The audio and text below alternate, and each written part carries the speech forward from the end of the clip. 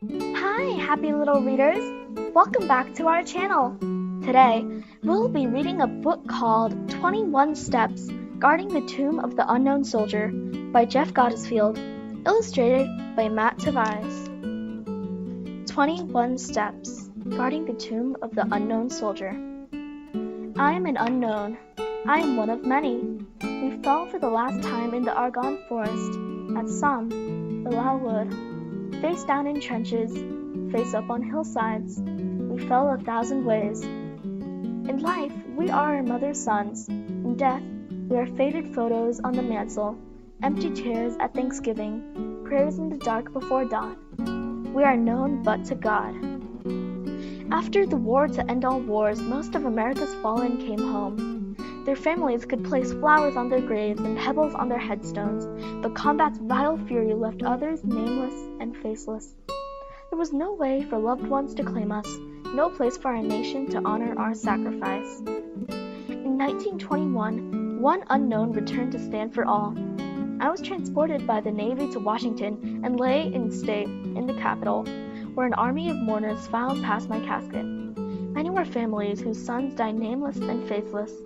As they knelt, prayed, and untied my flag with tears, I felt their stories. The stories of a Boston kid who swung for the fences, a Texas boy who broke horses, a Choctaw Nation farmhand, a Nevada miner. In that moment, I became theirs. On the 11th day of the 11th month, at the 11th hour, a team of horses bore me to Arlington. Thousands packed the amphitheater. There were speeches, taps, and a 21-gun salute when I was laid to rest. As the day lengthened, those for whom I died lingered and drifted on the toiled waters of loss. I gave them peace. People, though, forget easily. My tomb stands on a hill crest. It did not take long for visitors to come for the view and not the meaning. Some brought picnics, feasting gaily above my bones. Volunteers put a stop to that desecration, but as the plaza emptied in the glowing, I lay alone with my war, mustard gas and barbed wire, bayonet charges, and names unanswered at roll call.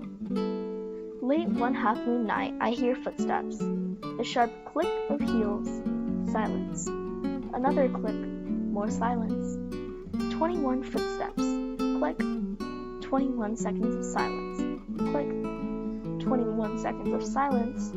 21 more steps. With each step, my war was over. From that moment, I've never been alone again. No matter the hour or the weather, a centennial guards the plaza. It is the most difficult post to earn in the army. Many fail for each one chosen. Those granted the privilege may walk the mat for 2 years. Everything they do honors an unknown fallen. They press their creases sharp as a razor, rehem their trousers so they lie just right, single loose threads from their jacket's top stitching, space their medals down to 1/64th of an inch, practice keeping their forearms at 90 degrees, recount pages of cemetery history, set their hat brims 2 fingers above their eyes, dampen their gloves to better grip their rifles, march till their heads stay ever level, add metal to their heels for the sharpest click, polish their spits for hours every day. The tomb guards are men and women of every race, religion, and creed. Before joining the army, they were students, mechanics, and supermarket baggers. They only have names, families, and stories. Once on the mat, they are only Americans. Their standard is perfection. My guards were present when more unknowns came home, one from World War II and one from Korea. Then, years later, one from Vietnam. They lay in state at the Capitol as I did, where an army of mourners filed past the caskets. Many were families whose sons died nameless and faceless.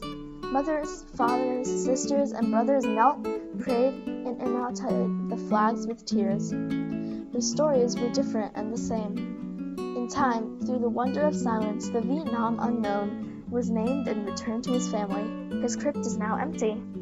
We who remain are never alone. Our guards keep faith. There is admiration in their pants crease, duty in their hems, focus in their top stitching, gratitude between the medals, reverence in the angle of their rifles, discipline in their learning, respect in their hat brims, fidelity in their gloves, appreciation in their step, devotion in their heel clicks, and love in their gleaming spits.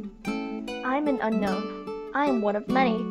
From Bunker Hill to Heartbreak Ridge, we gave all we had for our country and freedom. The Tomb Guards give all they have for us. In glorious sunshine on bluebird days, the plaza shimmers with life. Crowds gather, aging veterans, tourists, and school groups line the marble steps. They marvel at our centennials. Then they gaze past the mat to the tomb and imagine our stories.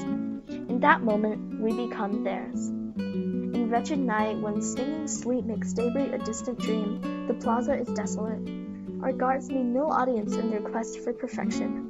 As they walk the mat, they listen for our voices in the howling wind.